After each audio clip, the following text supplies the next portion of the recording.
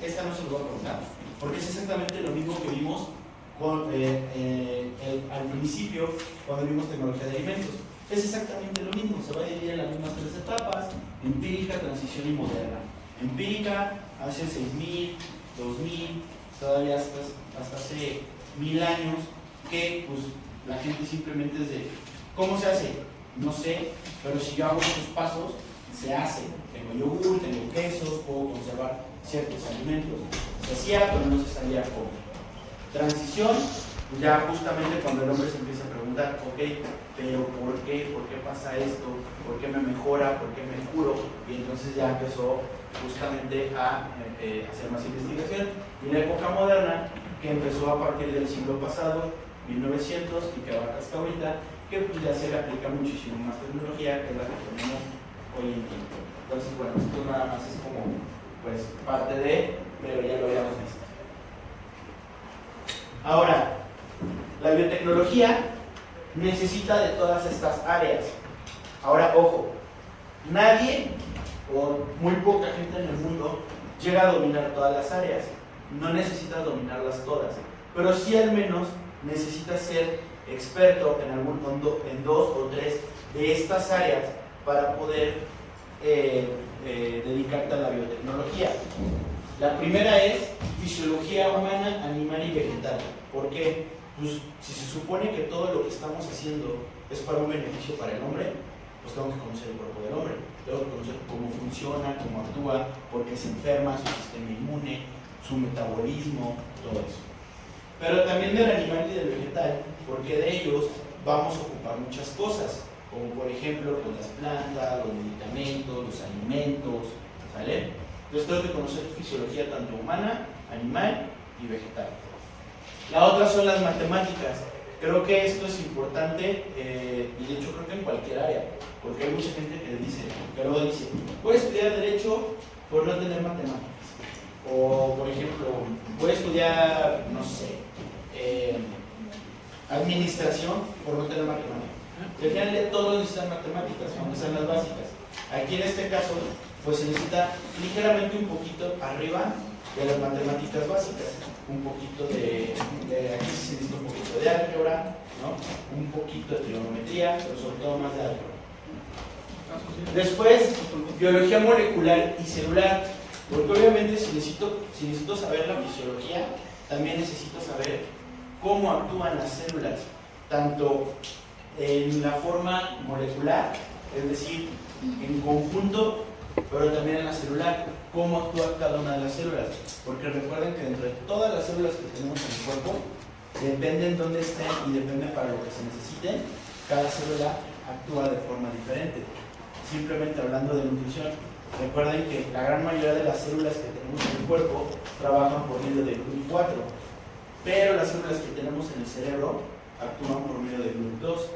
Entonces, cada célula actúa diferente, tengo que saber cómo actúa cada una de ellas. Debo de saber de inmunología, cómo es que funciona el sistema inmune, porque si lo que estoy buscando es mejorar la condición del ser humano, pues necesito saber cómo mejorar el sistema inmune, por medio de alimentos, por medio de medicamentos, por medio de terapias, por medio de algún aparato, ¿no? Entonces, saber cómo actúa el sistema inmune del ser humano. Después viene la parte de estadística, pues siempre que se trabajan en encontrar cosas nuevas, ya sean medicamentos, alimentos nuevos, alimentos funcionales, pues se tiene que hacer un estudio. Y en todos los estudios, al final, todos mis datos los tengo que volcar justamente en modelos estadísticos, porque justamente el modelo estadístico es el que me dirá si realmente sí sirve, si no sirve, y hasta poder encontrar por el modelo estadístico el por qué no sirvió, y de ahí volver a cambiar el modelo o justamente ajustarte lo que necesito. En estadística, tal vez no necesitan ser los mejores o saber súper de estadística, pero al menos saber qué estudio es el que tengo que usar, si es retrospectivo, si es caso de estudios, si es de casos y controles, si voy a ocupar un ciego, doble ciego, triple ciego, una vez que ya la persona que se dedica a la parte estadística, que me dé los resultados, pues al menos saberlos interpretar, ¿no? En la parte de microbiología, pues necesito saber también cómo actúan los microorganismos, los virus, las bacterias, las levaduras, los mohos, los hongos, porque de ahí obtenemos muchas medicinas, muchos medicamentos, o simplemente, por ejemplo, ahorita en nutrición, parte de la microbiología es saber qué hacen ciertas bacterias o levaduras para mejorar nuestra microbiota, que de hecho ahorita pues, es como parte del hit de la nutrición. Ya se dejó la nutrición de los macros y ya se está yendo mucho como a la parte de los micros, precisamente para ver cómo puede mejorar nuestra microbiota. Viene la parte de bioquímica. Obviamente aquí en la parte de bioquímica, pues saber cómo es que van a interactuar químicamente, pero específicamente en bioquímica también la bioquímica metabólica. Ustedes ya la llevaron con el nombre ¿de qué? De procesos metabólicos. Básicamente es bioquímica metabólica. ¿Y quiénes ya llevaron esa, la de procesos metabólicos? Que se llama diferente. ¿Nada más tú? ¿Tú? ¿Los demás no han llevado procesos? Metabolismo. Bueno, metabolismo. ¿Ya la llevaron? ¿Qué tal se les hizo? ¿Pesada? El metabolismo humano es de los más fáciles que hay. El metabolismo vegetal, del mundo vegetal, es un mundo completamente diferente.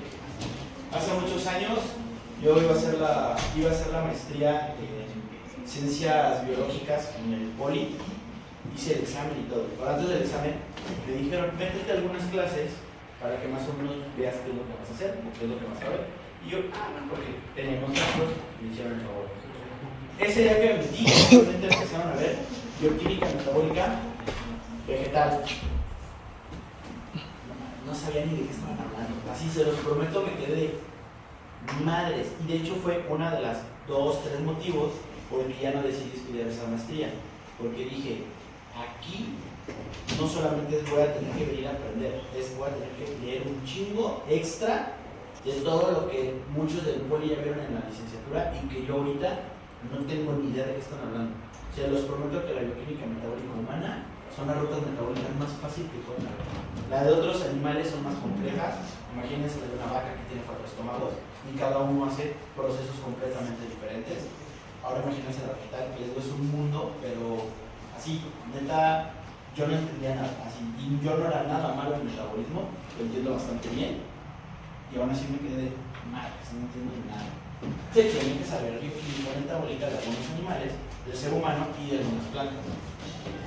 También se tiene que saber un poco de genética, precisamente para ver, y en esta parte sobre todo si vamos a trabajar, por ejemplo, con los elementos genéticamente modificados, o simplemente, también ahorita en nutrición, aparte de la microbiota, está lo que es nutrigenómica y nutrigenética, que es justamente a partir de ciertos alimentos, cómo es que yo puedo modificar mis genes, tanto para bien como para mal. Entonces, por eso también tenemos que saber ligeramente un poco de genética.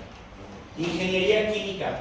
La ingeniería química, realmente aquí, los que saben ingeniería química son más los que se dedican a cuando ya está el producto, ¿sale? Es decir, ya hicimos el medicamento, o ya hicimos un nuevo alimento, o un superalimento, o un suplemento. Los ingenieros químicos lo que van a hacer es, ¿cuál es la mejor forma de mandarlo? Si es un suplemento, es mejor en pastilla, es mejor en polvo, es mejor en cápsula de gel, cuando la fabrique, cuáles son del recipiente CBP, cuál sería el mejor, lo voy a dar en frasco, lo voy a dar en botella, lo voy a dar en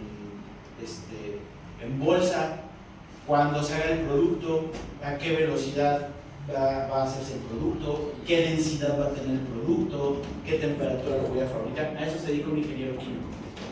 Después, física, pues obviamente tengo que saber cómo va a reaccionar este nuevo producto con calor, con frío, con ciertas temperaturas, con ciertos tipos de cocciones. Por ejemplo, hace unos años, no sé si ustedes vieron, yo creo que sí, y parte hasta de eso ha de haber sido que se hayan animado a la nutrición, que hace algunos años muchos coaches y hasta muchos nutriólogos, y digo, lástima a los nutriólogos, porque pues no aprendieron mucho en la escuela, empezaron a hacer, por ejemplo, hotcakes o galletas con proteína en polvo. Y no sé si sepan que eso es lo peor que pueden hacer con la proteína, porque las proteínas en polvo, las deportivas, no están diseñadas para darles calor. Y en el momento de darles calor, hacerlas en hotcakes, hacerlas en galletitas o hacerlas en algún otro alimento, estás justamente en la parte física, estás descomponiendo la parte activa o simplemente estás cambiando la parte molecular de esa fórmula, y entonces, más que ser beneficiosa, ese tipo de proteínas, si ustedes les dan calor, en vez de ser buenas, las están haciendo bastante malas, porque les puede ser uno de los factores que les pudiera provocar algún tipo de cáncer, o simplemente que en la forma de absorberla o de metabolizarla cambien las rutas y no hagan lo que tienen que hacer. Para eso es la parte de la física.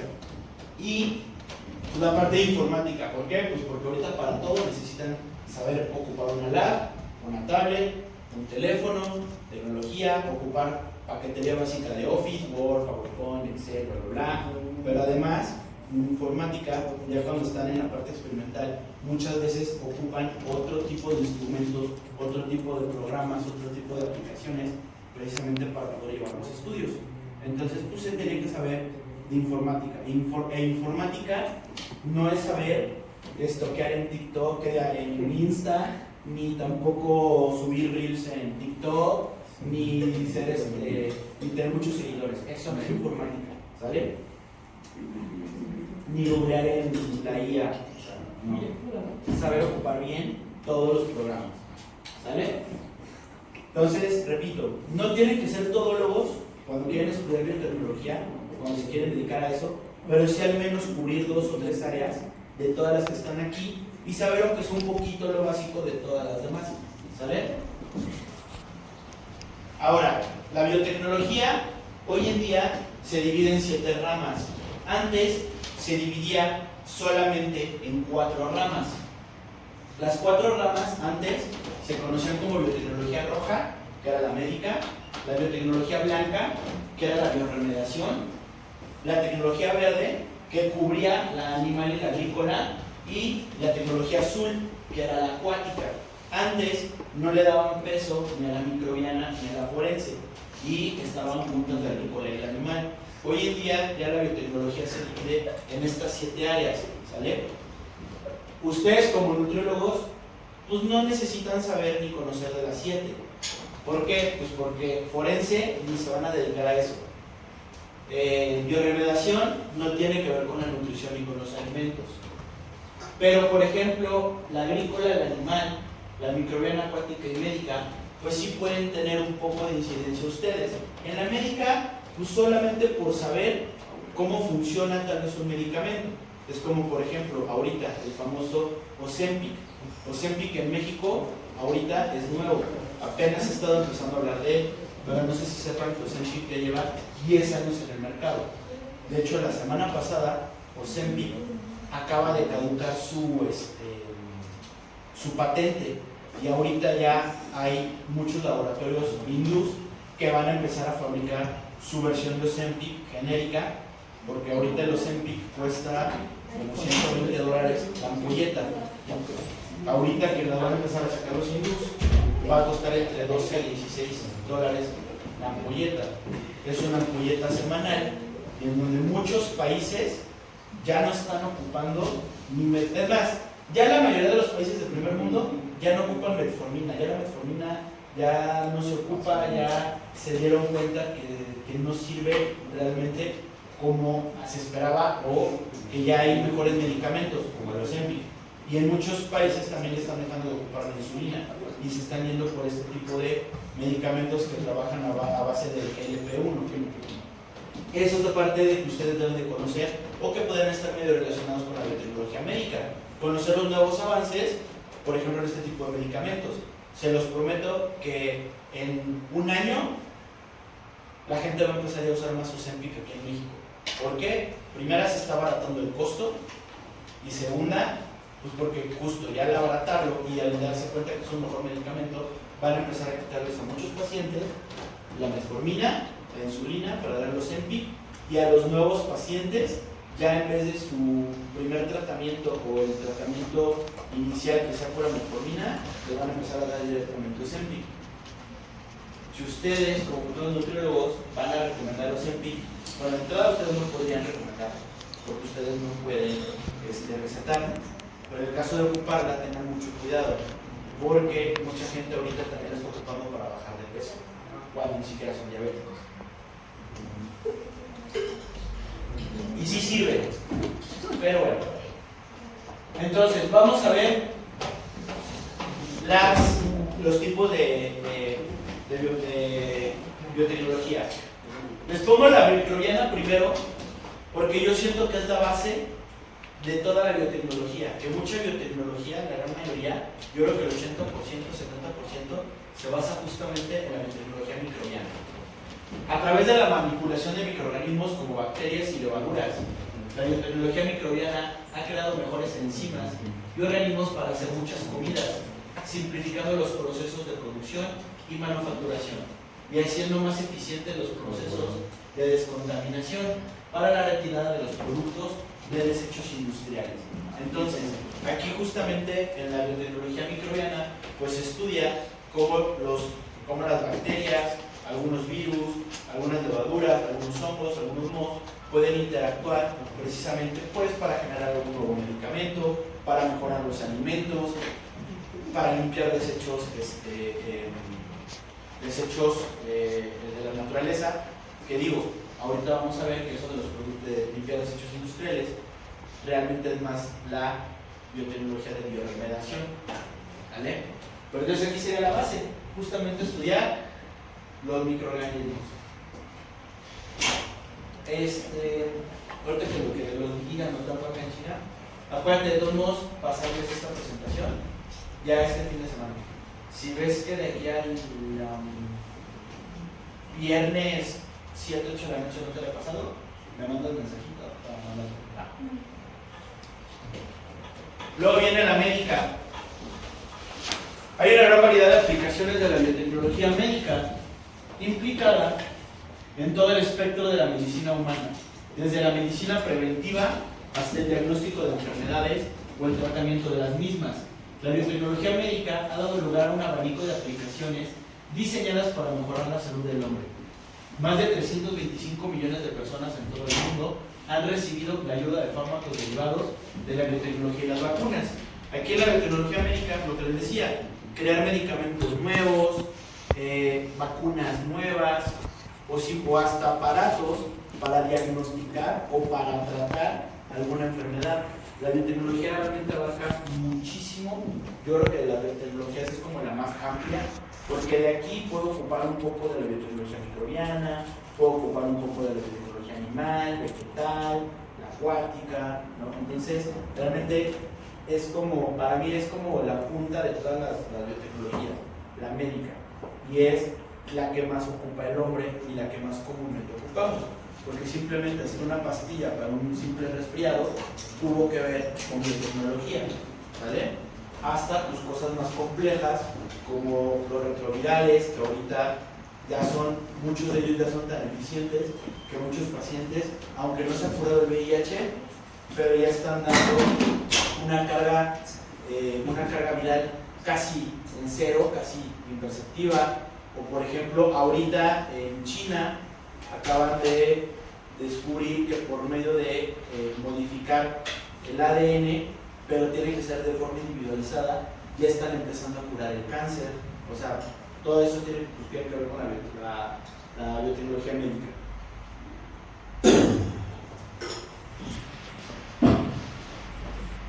Luego viene la agrícola, que es la más común, y como lo vimos en el tema de los alimentos genéticamente modificados, pues básicamente se ocupa para eso, ¿no? Para modificar los alimentos para el beneficio del hombre. En este tipo de biotecnología existe una gran variedad de temas, desde plantas transgénicas resistentes a las pestes que no necesitan fumigación, hasta alimentos de mayor contenido proteico o vitamínico, y medicamentos desarrollados y cultivados como productos vegetales, ¿no? Lo que hemos visto, que hay como el arroz dorado, que es rico en vitamina A, y por lo mismo los betacarotenos le deja ese color como amarillento.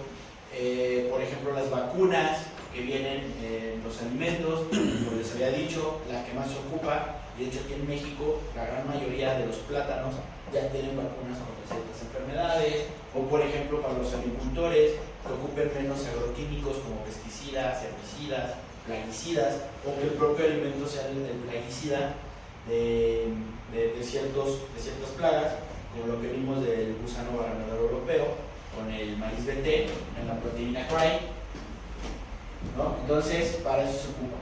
La biología agrícola ya es un gran negocio de rápida expansión.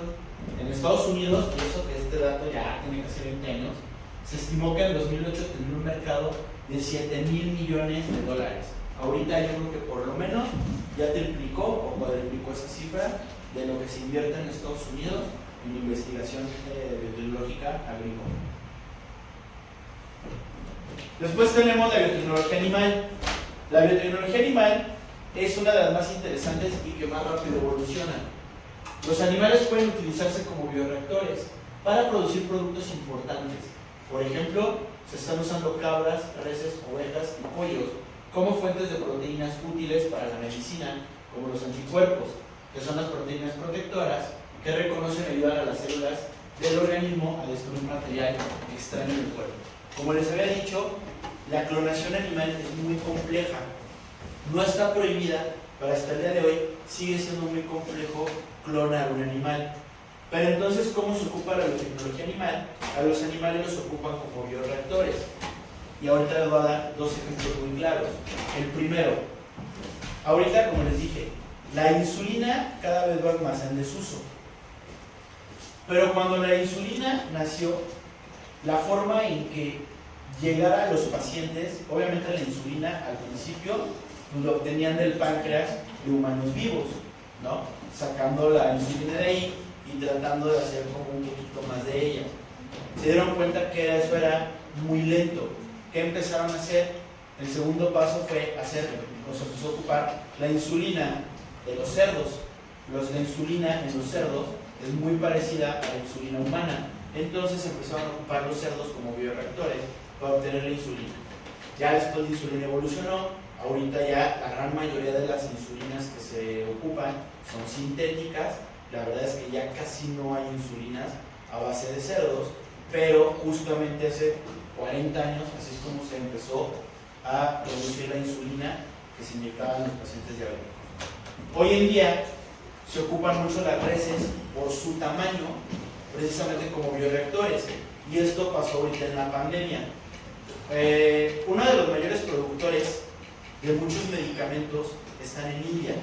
Tal vez los laboratorios podrán estar en Alemania, en Italia, en Inglaterra, en China, en Estados Unidos, donde hacen el medicamento, donde lo producen, donde está el estudio. Pero ya cuando lo van a sacar al público, para sacarlo ya de forma masiva, la mayoría de las plantaciones la mayoría de las fábricas de los laboratorios a nivel mundial, la gran mayoría están en India. Y en India, ahorita, por ejemplo, para el COVID-19, para que tuvieran una mayor producción y pudieran llegar más rápido al mundo, ¿qué es lo que hicieron? Ocuparon a las vacas como bioreactores. ¿Qué es esto? El principio de una vacuna es darles el virus, que ya sea que lo modifiquen en el ARNA o que lo modifique quitándole una partecita o algo así. El chiste es que cuando ustedes se inyectan una vacuna, básicamente se están inyectando el virus, pero inactivado. En ese momento, ¿qué hace el cuerpo? Pues reacciona y el sistema inmune lo desconoce y empieza a hacer anticuerpos específicos para ese virus.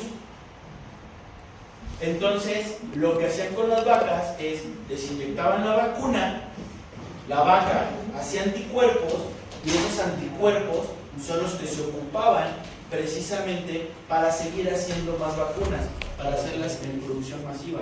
Así es como se ocupa en biotecnología la mayoría de los animales. Eso significa que son bioreactores, que se les va a poner alguna vacuna o algún medicamento o que produzcan algo para que después lo saquen, se sintetice y se ocupe como medicamento o vacuna. ¿Vale? Después tenemos la acuática. En la acuática son enormes las posibilidades que brinda el agua en la biotecnología, un medio que cubre la mayor parte de nuestro planeta. Una de las aplicaciones más antiguas de la biotecnología acuática es la acuicultura. La acuicultura es la cría de pescado y marisco en condiciones controladas para usarlas como fuente de alimento. La acuicultura pues, son estas granjas de peces que de hecho muchos de los pescados baratos y más comunes en los supermercados vienen de aquí, de las granjas acuíferas. La trucha, el salmón y el silurio son algunas de las especies más importantes en la acuicultura estadounidense. Aquí en México, la gran mayoría de los pescados que encontramos en el súper, como el blanco de Nilo, la tilapia, que son baratos, algunas especies de trucha, el salmón barato, porque hay dos tipos de salmón. Si ustedes van a Walmart, a Costco, a Sam's, a Chedraui y todos esos tipos de lugares, y el kilo de salmón lo encuentran como entre 300, 350 pesos, de salmón de granja. El buen salmón, el salvaje, el que realmente sí sirve, que es muy rico en omega 3, ese cuesta ahorita como unos 600, 700 pesos el kilo. O sea, sí hay gran diferencia entre uno y el otro. Ahora, aquí un pequeño paréntesis. Ustedes, como futuros nutriólogos, procuren no dar tantos pescados de granja como tilapia o blanco. Digo, obviamente, si la economía del paciente pues alcanza para eso, bueno, se lo dan. Pero si la economía del paciente alcanza para comer pescados que sean de pesca salvaje, procuren dar eso. Y lo mismo pasa con el camarón, que camarón de preferencia no sea camarón de granja. Que la verdad es que la gran mayoría de los camarones son de granja, o sea, es muy raro encontrar ya camarón salvaje. ¿Por qué? Si yo tengo una granja y se me enferma una vaca, ¿qué hago? ¿Qué? No. La aíslo, ¿no? Pero la puedo aislar. Si se me enferma un pollo, exactamente lo mismo. Puedo agarrar y decir, ese pollo está enfermo, se ve enfermo, lo voy a aislar para que no me enfermen los demás. ¿Qué pasa si se me enferma un pez en una granja? O si empiezo a ver que algunos peces empiezan a enfermar. No puedo retirarlos, es muy complejo. Y el problema es como los que han tenido acuario, pues muchas veces cuando le empiezan a hacer estos puntitos a los peces, es medicar toda la pecera pareja. Exactamente pasa lo mismo en la acuicultura. Que es lo que tú decías ahorita de las reses, pero con los peces. ¿Qué voy a hacer? Pues voy a tirar antibiótico parejo para todos, para que no se me enfermen. Ese es el problema ahorita que están teniendo muchos de los pescados de granja. Tienen muchos antibióticos. Y si de por sí ahorita ya tenemos un problema muy fuerte con la resistencia a los antibióticos, si seguimos comiendo muchísimos peces de granja, es parte del problema de esa resistencia a antibióticos. Hace un par de años salió una noticia de la OMS que para el 2056 la gran mayoría de las personas no van a morir por virus, no van a morir por guerras, no van a morir por desnutrición, no van a morir por cáncer. La gran mayoría de las personas van a morir por superbacterias, porque cada vez están siendo más resistentes a los antibióticos. Cuando yo era niño, a mí todavía me curaban con penicilina. Ahorita a nadie le hace ya la penicilina. Ahorita ya a los niños les mandan antibióticos de sexta o hasta de séptima generación para que les hagan. Cuando la penicilina era un antibiótico de primera generación o de segunda. Entonces, así en 40 años o en 30 años nos hemos vuelto tan resistentes. Bueno, más bien, las bacterias se han vuelto tan resistentes a los antibióticos justamente por el abuso de ellos y porque muchas veces tampoco terminamos los tratamientos. Y la neta es más el abuso, porque cuando todos nos enfermamos de gripa, lo primero que nos receta el médico son antibióticos. Cuando la gran mayoría de las gripas, yo creo que el 90% de las gripas son virales, y con un antiviral es más que suficiente, pero nos mandan antibióticos. Por eso estamos empezando a hacer esa resistencia, ¿vale? Luego viene la bioremediación, que esta para mí me gusta mucho, pues porque va en pro de la naturaleza, es el uso de la biotecnología para procesar y degradar varias sustancias naturales y artificiales, en concreto aquellas que contribuyen a la contaminación del medio ambiente. La bioremediación se está empleando para limpiar muchos peligros medioambientales derivados del progreso industrial. Muchos procesos de la bioremediación dependen de aplicaciones de la biotecnología microbiana. Ahorita, a mí me hubiera encantado que nuestro chulo gobierno, después de haber ensuciado todo el mar por el derrame de petróleo, hubiera ocupado bioremediación. ¿Por qué? Porque ya hay una bacteria que la reas en el mar cuando hay derrames petroleros, y estas bacterias se comen todo ese residuo de petróleo y al final terminan siendo, se terminan como convirtiendo en plancton. El plancton, pues al final del día, pues es alimento para los peces. Y esto ya se está haciendo en muchos países, ya lo hacen, ya lo hay, en lagos, en lagunas, en ríos, los están limpiando por medio de la bioremediación, o están esparciendo ciertos tipos de hongos, ciertos tipos de moho en algunos bosques, precisamente para que puedan volver a crecer plantas, árboles. Por eso les digo, a mí la bioremediación es la que más me gusta, porque va pues en pro de la naturaleza. Pero pues ya no tiene nada que ver con ustedes, nutriólogos. Y esta es la que definitivamente no tiene nada que ver con ustedes, y pues nada más es para que sepan qué es, pero nada que ver. Las huellas genéticas, un conjunto de métodos para la dirección del patrón genético único de un organismo, es una herramienta primordial de la biotecnología forense. Es una poderosa herramienta para el cumplimiento de la ley que puede llevar a la inclusión o exclusión de una persona como sospechoso basándose en las pruebas de DNA. Todos los que hayan visto CSI, no importa cuál, Miami, Los Ángeles, todos los que hayan visto CSI, la serie de Bones, bueno, es un poco vieja, pero la serie de Bones, o todas esas series policiales donde hacen así como mucho en el laboratorio para analizar huellas y tierra y hasta de cuándo empezó a crecer la larva en el cuerpo y las moscas y bla bla, justamente pues es biotecnología forense. No tiene nada que ver con nutrición, pero bueno, pues es parte de. ¿Sale? Hasta aquí dudas, preguntas, comentarios, anécdotas, ¿seguros? ¿Cuál es la normatividad vigente en la biotecnología? Un aspecto muy importante del negocio de la biotecnología lo constituyen los procesos de regulación que rigen la industria.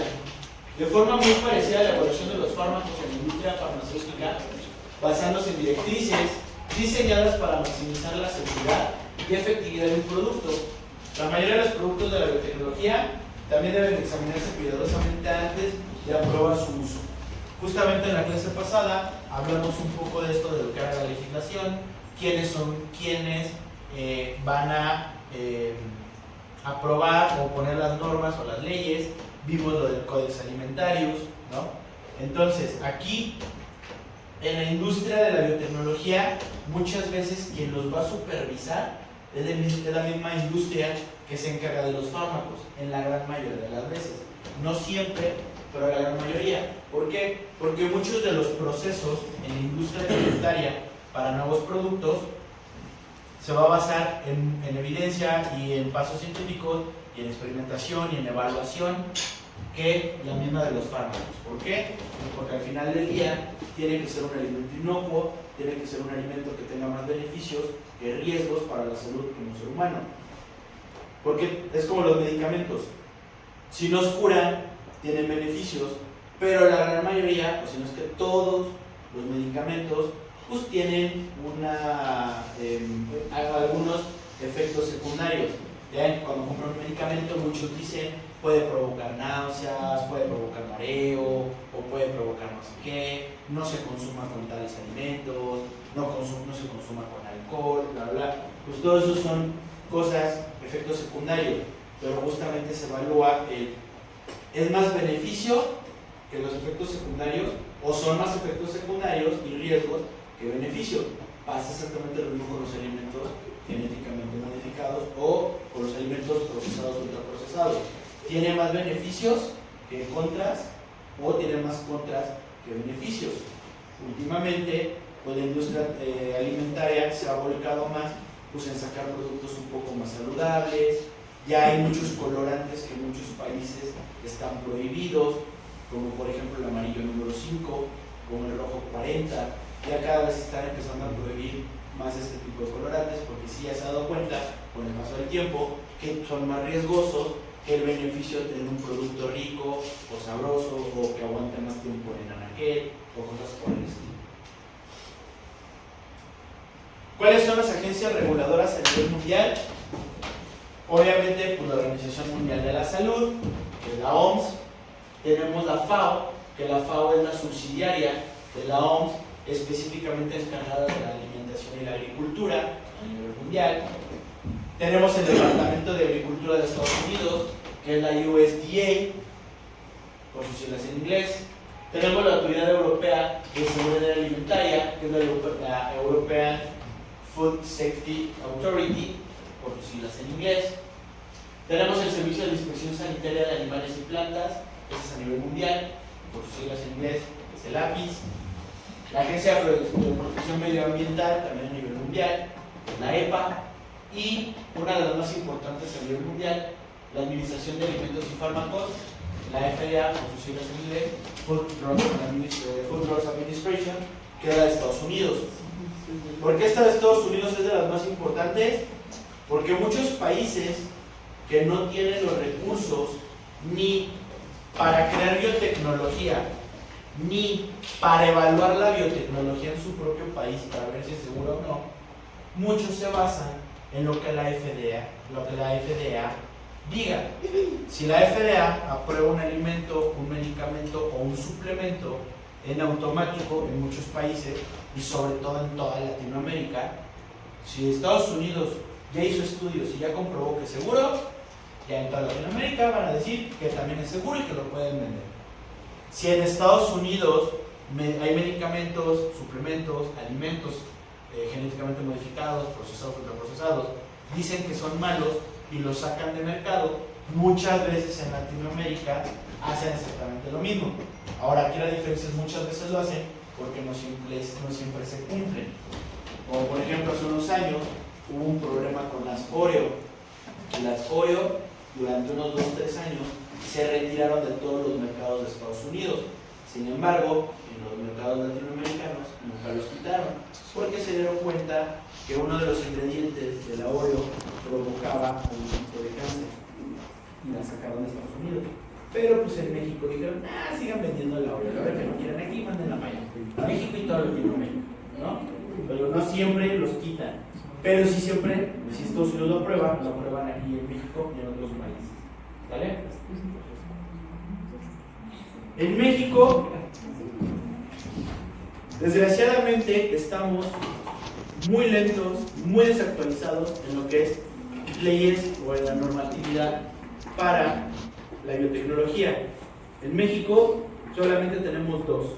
La primera es la NOM 056 FITO 1995, que como les había dicho, como les había explicado alguna vez, este último número, que en este caso es 1995, significa o el año que se creó esa NOM o el último año de su gran modificación. Y realmente esta NOM fue cuando se creó, en el 95, y de ahí no ha tenido ninguna actualización, no ha tenido ningún cambio, se sigue trabajando sobre la misma. Y obviamente, pues no es de extrañarse. ¿Por qué? ¿Quién aprueba las NOMs?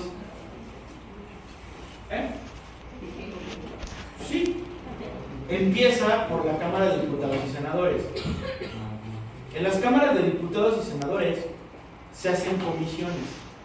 Comisión para el arte, comisión para la seguridad, comisión, para cada política, para cada tipo de políticas que se van a aprobar. Si aquí en México tenemos diputados, como el que se acaba de ir a la Casa de los Famosos, cuando teníamos a Carmelita Salinas, que ni siquiera tenía la secundaria terminada, Exacto, Sergio Mayer. ¿Qué podemos esperar de los diputados? Si Sergio Mayer y Carmelita Salinas en su momento, ellos son parte de la Comisión de Cultura, solo porque eran artistas, ¿quién creen que esté en la comisión que se encarga de la biotecnología en México? Pues seguramente un administrador, probablemente nada más un médico, pero que no tenga conocimientos en biotecnología. Por eso es que estamos muy atrasados. Y realmente esa no es un copy-paste justamente de lo que se trató en el protocolo de Cartagena. El protocolo de Cartagena se hizo en el año 93 en Cartagena, Colombia. Fue el primer año que a nivel mundial los países más importantes empezaron a dedicarse o empezaron a hablar de lo que era la biotecnología y los alimentos genéticamente modificados. Entonces, prácticamente agarramos esa ley de lo que se habló hace 30 años y es la que sigue vigente aquí. Y tenemos la ley de bioseguridad de organismos genéticamente modificados, que pues también es una ley que se hizo en los 90s, completamente obsoleta en nuestros días. Y pues lo que les decía ahorita del protocolo de Cartagena, ¿vale? Eso es lo que ahorita en México es lo que nos rige. Ay, pensé que me iba a aventar en esta cosa y la otra. Pues ya, ese es el tema. Decía que estaba rápido. ¿Vale? Bueno, ahora vamos a hablar de su pizza. En la pizza que van a hacer, a principio de cuatri, o algunos les comenté que si la hacíamos, la íbamos a hacer de masa madre. La verdad es que la semana pasada, en mis vacaciones, me puse a experimentar con recetas. Y no la vamos a hacer de masa madre. La vamos a hacer de algo, porque justamente me puse a investigar, y para la pizza hay algo mejor que la masa madre, que se llama... Y no es el del coche. No es para secar los golpes del coche. Ya los rayones. Sabor. Polish. El polish también es una masa fermentada, ¿sale? Pero a diferencia de la masa madre, que la podemos fermentar un día, 2 días, 3 días, 5 días, 10 años si quieren, el polish se fermenta solamente como 2 horas, ¿sale? Ahorita no me acuerdo específicamente de la cantidad de ingredientes, o sea, así tal cual no, pero sí les voy a decir qué ingredientes van a usar. Vamos a ocupar para toda la receta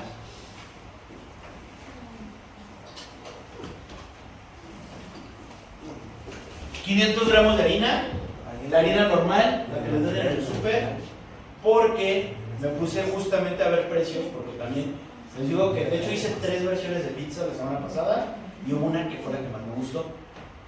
Por sabor, por color, por textura, ¿sale? Por todo. Y obviamente me puse también a investigar los precios de la harina de fuerza, que es como la harina ideal para hacer pizza.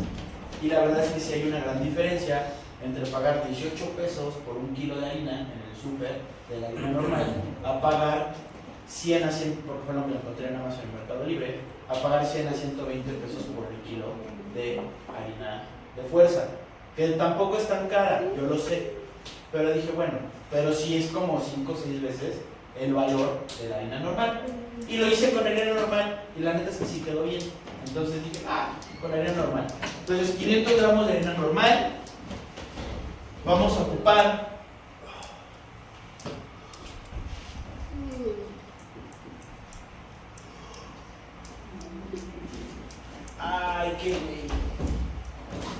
se me olvidó traer los sobres de levadura, les iba a regalar la levadura porque me sobró un chingo, se las iba a traer.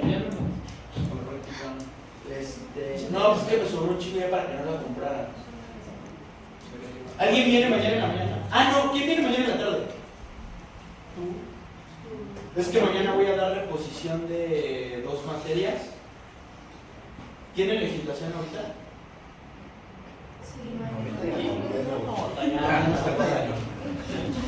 ¿Tienen bromatología? Sí. ¿Quién? También te lo van a mañana tarde. Mañana voy a dar esa bromatología y legislación. Voy a cubrir al profe. Bueno, mañana los que vengan en la tarde, búsquenme uno por equipo de los que puedan venir y les doy el sobrecito de levadura para que ya no gasten, ¿sale? Mañana en la tarde me buscan, voy a estar de 4 a 8 de la noche. De 4 a 6 voy a estar en el laboratorio, no he preguntado por dónde hacen el laboratorio, voy a descuidar. O sea, no sé si es en cocina o acá. ¿Eh?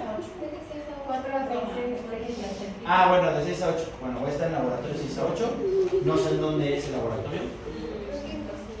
¿En cocina? Ah, perfecto. Ajá, vamos a hacer queso Oaxaca. Que es muy parecido a lo que hicimos ahorita este patri de queso. ¿Vale? Entonces de 6 a 8 los veo en el laboratorio, si me quieren ir a buscar. Y de 4 a 6 les aviso en qué salones. D321, perdón, es D321. Ahí me buscan, les regalo la levadura, ¿vale? Ajá, D321. O de 6 a 8 en el laboratorio de cocina. Pasan y les regalo su sobrecito. El sobre trae 11 gramos, entonces por eso les digo, me sobró un chingo. A algunos les voy a dar, porque hasta ya lo tenía dividido. A algunos se los voy a dar en el sobrecito engrapado, a otros se los voy a dar en aluminio, así la levadura. Dividir los sobres hacia la mitad, van a ocupar 1 gramo, ¿sale? Y porque me cae bien, porque en la mañana también tengo otro grupo que también voy a hacer un speech, pero ellos no les la levadura. Sale. Levadura 1 gramo, porque es en polvo. Como yo ya se las voy a dar, no tienen la necesidad de comprarla. Pero si alguna vez en su casa quieren repetir esta receta y en vez de comprar levadura en polvo, compran levadura fresca, en vez de 1 gramo,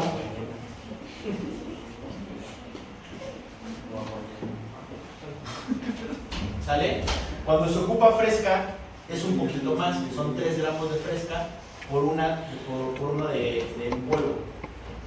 Ahorita no quise trabajar tampoco la fresca ni les pedí la fresca porque la fresca, el paquetito, lo más chiquito que la venden, son como de 80 a 90 gramos para ocupar 3 gramos. Y además el problema de la levadura fresca es que la de polvo, si abren el paquetito, lo ocupan y la cierran, pues puede durar, o sea, lo que diga la caducidad de la cajita, ¿no? Pero el problema de la fresca es que una vez que la abren, solamente dura 21 días. De ahí se empieza a echar a perder. Por eso la fresca tampoco es que se pide. ¿Sale? Vamos a ocupar 5 gramos de miel. Porque la hice con azúcar y la hice con miel y queda más rica con miel. No se va a notar en el sabor, se nota en el color, en el dorado. ¿Sale? Vamos a ocupar 5 gramos de miel y van a ocupar 350 mililitros de agua.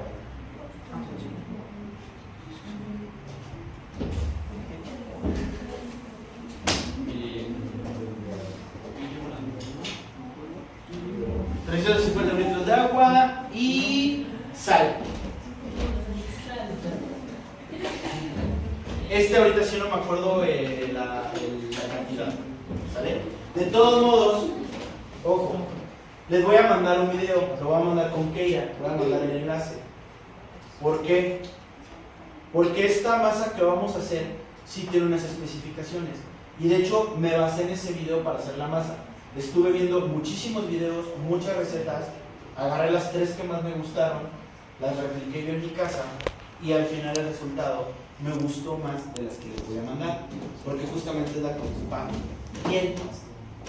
Van a hacer primero su polish, les voy a mandar el video y ahí viene la receta.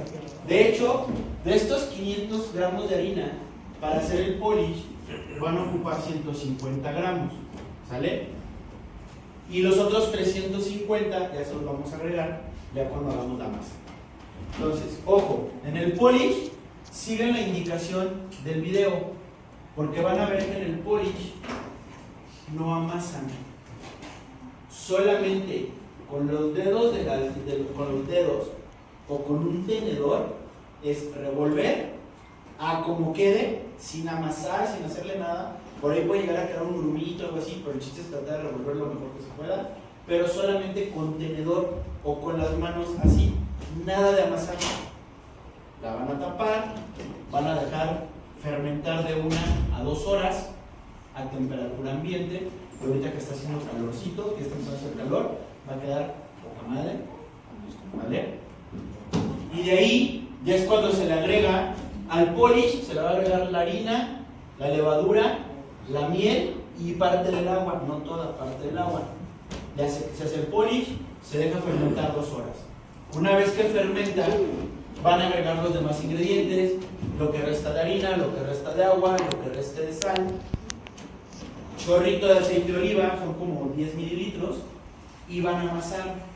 Pero el punto del amasado de esta pizza que vamos a hacer no es un amasado normal, así, es un amasado donde cuando la masa del polish la mezclo con todos los demás ingredientes, la pongo ya en una mesa y el amasado tiene que ser nada más ir jalando. Así, puede ser de lado, pero no es hacer esto. Y es amasar 5 minutos, dejarla reposar 20. Si faltó seguir amasando, se vuelve a amasar durante otros 10 minutos. Si después de esos 10 minutos todavía no queda, se vuelve a dejar reposar otros 20. El chiste de esta masa es que no le metamos tanta fuerza, porque si le meten mucha fuerza, si en la primera vez que empiezan a amasar se pasan de los 5 minutos, el gluten lo van a romper y ya no va a quedar igual, ya no va a estirar bonito, ¿sale? Una vez que terminen de amasar, la van a poner en un topper con un poquito de aceite de oliva, la van a tapar y se va a ir al refri de 12 a 24 horas. Eso lo escogen ustedes, ¿vale? Y por último viene la parte de la boleada. Ya en la boleada van a sacar toda la masa y es cuando la van a dividir. Divídenla en 2. La receta que les voy a mandar en el video viene por 1 kilo. Por cuestión de tamaño, del horno y de tiempo, nada más hagan la mitad, por eso les estoy diciendo medio kilo. El polish les va a decir que pongan 300, por eso les estoy diciendo que sea de 150. O sea, todo lo vamos a hacer en la mitad de lo que ven en el video que les voy a mandar. Como ustedes vienen en la tarde, quien vaya a hacer la masa, de preferencia que sea alguien que no trabaje y que no estudie por la mañana, o sea, que técnicamente no haga nada en la mañana. ¿Para qué? Para que justamente este proceso del boleado, el último, lo haga antes de venir a la escuela. Porque este último proceso, una vez que se bolea, se tiene que volver a dejar fermentar por tercera vez. Pero este ya nada más son unas 2 horas, 4 horas. Digo, si son 6, no pasa nada. Pero que sea lo menos posible. Por eso les digo, si alguien no trabaja o no hace algo en la mañana, que de preferencia sea la persona que haga la masa del equipo. Para que antes de venir a la escuela, le dé la boleada, lo ponga en el topper y ya se vengan a la escuela. Porque sé que tienen clase de 4 a 6. Entonces justamente ya le dan esa boleada y ya que tenga su última fermentación hasta que ya entremos al laboratorio. ¿Sale? La boleada es, una vez que ya la dejé fermentar de 12 a 24 horas, voy a cortar la masa, ya hacer la porción que voy a hacer. Por la cantidad que estamos haciendo, yo les recomiendo que la divida nada más en 2, mitad y mitad. Y entonces en la boleada van a agarrar la masa, la van a levantar con cuidado y van a empezar a hacer esto, como meter la masa, con toda la masa la estiren y termine en el centro de abajo. Y una vez que ya lo hicieron y ya está bien boleadita, voltean, cierran y la vuelven a poner en el topper donde la van a traer con un poquito de aceite de oliva a reposar. Eso es boleada. Lo van a ver en el video. De hecho el video dura como 5 minutos. Justo, el video es de Face. Justo no lo agarré de TikTok porque la mayoría de los videos de TikTok son de 1 minuto o son de 3. Y este de Face son como 5 y cachito. Pero bien explicado. Porque él lo explica un poquito mejor. Tiene un acento medio raro porque el güey es italiano. Pero sí se le entiende bien. ¿Sale? Ahora, en cuanto a los ingredientes, ustedes van a escoger cómo quieren su pizza. Esta pizza que vamos a hacer, si la hacen bien, y miren que yo lo hice en un hornito eléctrico de casa porque no tengo horno bien, lo hice en un hornito eléctrico. Esta pizza es de la pizza que en medio es delgada, pero que la orilla sale así esponjadita, y que si la cortan, que es la que luego cortan con tijera, sale toda esponjadita como con mucho aire en la orilla.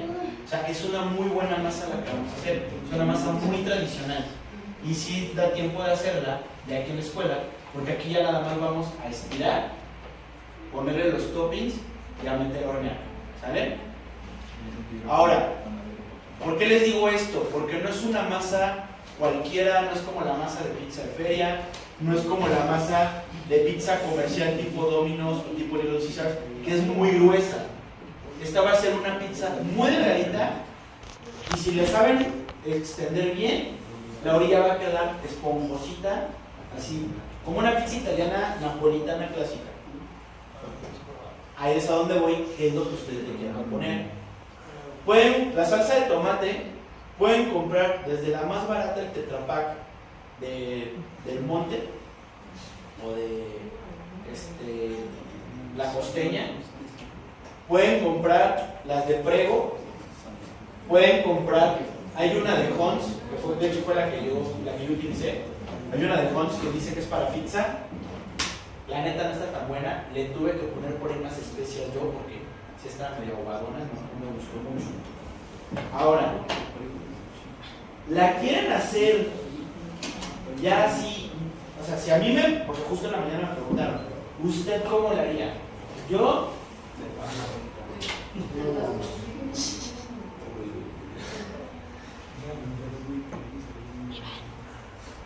Yo compraría, y esos están hasta en Walmart, cualquiera de esas dos latas, ya sea el triturado o ya sea el tomate entero pelado, porque ya no trae la cáscara. Y viene el jitomatito así chiquito, y también trae como salsita. Pues ese jitomate ya nada más me lo apachurran con la mano y lo pueden extender en la pizza. O y ya viene triturado, directamente lo ponen en pizza. ¿Es más caro? Sí.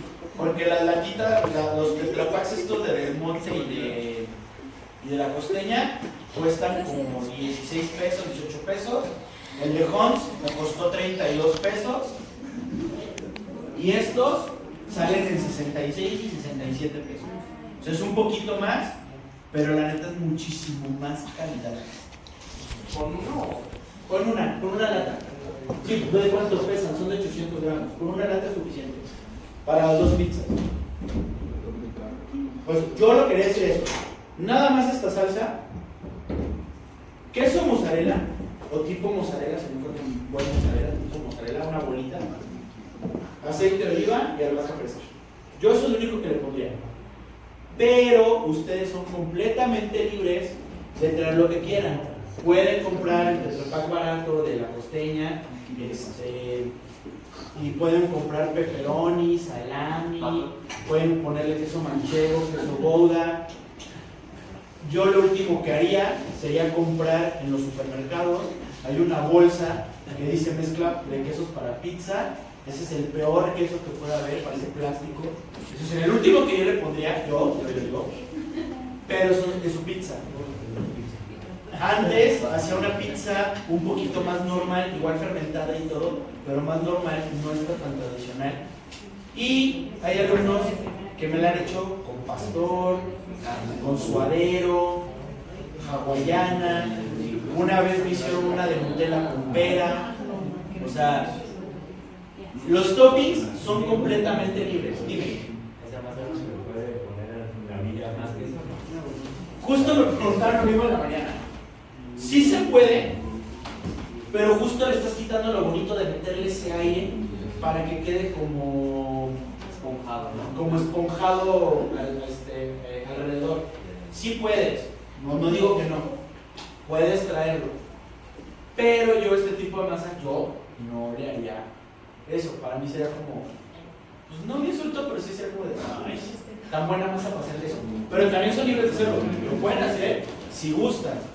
Por eso les digo, pueden hacerlo si quieren hasta traer pastor, suadero, porque me lo han hecho, Pueden traer, para rellenarle de queso, pueden hacerla dulce, de Nutella con alguna fruta. Yo sé la versión de fresa, de pera, pero pueden traer la de fresa, de frutos rojos, no sé, lo que quieran. El topping es completamente libre. Y lo que les estoy diciendo, pueden comprar desde los ingredientes más baratos, pero si no quieren gastar, o pueden comprar ingredientes acá, mamalones de traer esta lata y aceite de oliva y albahaca fresca y un buen mozzarella y nada más así como una pizza napolitana, o pueden echarle ya otras cosas. Eso es a libre albedrío. Nada más les voy a pedir un favor. Si van a traer suadero, si van a traer pastor, si van a traer fajitas de pollo, si las quieren hacer como las asquerosidades del perro negro que les ponen hasta bombles o chilaquiles, a mí se me hace asquerosidad, ¿ya? Pero si lo quieren traer, les voy a pedir un favor, tráiganlo ya cocido. Eso, tráiganlo cocido. O sea, si van a traer pastor o suadero, pues de preferencia vayan a una taquería y pidan una orden. Si van a traer pollo, porque le quieren echar fajitas de pollo, ya traigan precocido o cocido el pollo. Porque esta pizza se cuece en 5 minutos. No se alcanza a cocer el pollo. Por eso te digo, si van a traer algo de ese estilo, chorizo, tráiganlo todo precocido o cocido. ¿Sale? Porque además, que ustedes son más que los de la mañana, que son 7 equipos, de por sí nos vamos a tardar un poquito más por la cantidad de si todavía me van a ponerse a cocer aquí el suadero, el pastor, el pollo, nos vamos a tardar más, ¿sale? Espérenme, no, ¿qué creen? Ojo, ya me acordé, con ustedes es a la hora de la boleada, no, ustedes no me dividan. Ahí en el video les va a decir que hagan bolitas y todo, no, ustedes bolen una completa. ¿Por qué? Porque esa completa la vamos a extender en una charola para que sea una sola pizza y se meta una. Y ojo, solamente caben 6 charolas. Entonces el equipo que más se tarde, pues es el último en salir. Porque me caben 6 pizzas o 6 charolas y son las que voy a meter al horno y se va a tener que, el último equipo se va a tener que esperar a que salga una para poder meter la suya. ¿Sale? ¿Dudas? ¿Preguntas? ¿Seguros? ¿Seguras? 5 y nos vamos.